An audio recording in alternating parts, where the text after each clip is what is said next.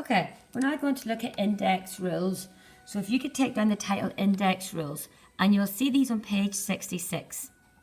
And it's written up, looks very complicated, but basically what this means, if you've got two numbers that you're multiplying together, you can add the indices. If you've got two numbers which you are dividing, you subtract the indices. This does look very complicated, but it's not when I show you what to do. And the third one, if you've got an index to another index, you multiply them. So what on earth does that mean? If you look at the bottom of page 66, you will see this wee example. 2, 7 times 2, 3. So you're multiplying. So you see the way my 2's are actually the A's. So but basically what that means, if you're multiplying, add the indices. So I'm multiplying, so I'm going to add the indices. So you just write it like that. If you go on to the next page, you will see, next example is 2, 7 divided by 2, 3. And the wee rule up there says if you're dividing, you subtract the indices. So write that as 2, 4. And the next one, 2, 7 to the 3. If you've got a power to a power or an index to an index, you multiply them. 7 3s are 21.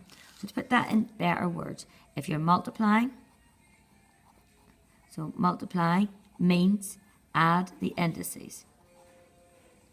If you are dividing, you subtract the indices.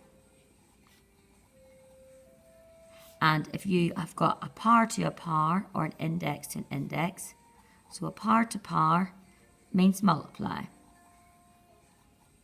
indices. So you don't have to remember that A stuff. As long as you remember those rules in words, that's all we need. Okay, we're going to skip straight on to now page 68, and we're going to run through these wee examples. So example 1. So you need to take this all down in your book. Example 1A. 2, 4 times 2, 6. You're multiplying, so you will add the indices. Part B. You've got 3, 7 times 3, 9. You're multiplying, so you will add the indices. Part C. 3, 6 divided by 3, 2. You're dividing, so you will subtract the indices. And the last one, you've got a power to a power, so you multiply. If you look at example 2A, you have got multiplying, so you add the indices. And if you notice that bottom number never changes, now the bottom number has become a layer, it doesn't matter, it still never changes. All you're doing is working with the indices. Part B is quite a hard one. So let's see how we can figure this one out. On the top, you are multiplying, so you will add the indices.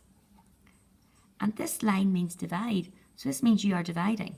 And when you're dividing, the rule tells you to subtract the indices. So 6 take away 3. And part C, A, 4, 3. So you've got a power to a power, you times it. Now, we're going to have a go at page 69.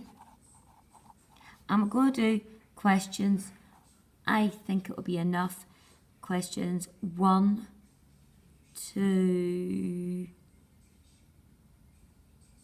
1 and 2, we'll just do out of that one. The rest a wee bit more complicated, which you don't really need. And then I think, let's have a wee look. I think questions 1 and 2 are enough.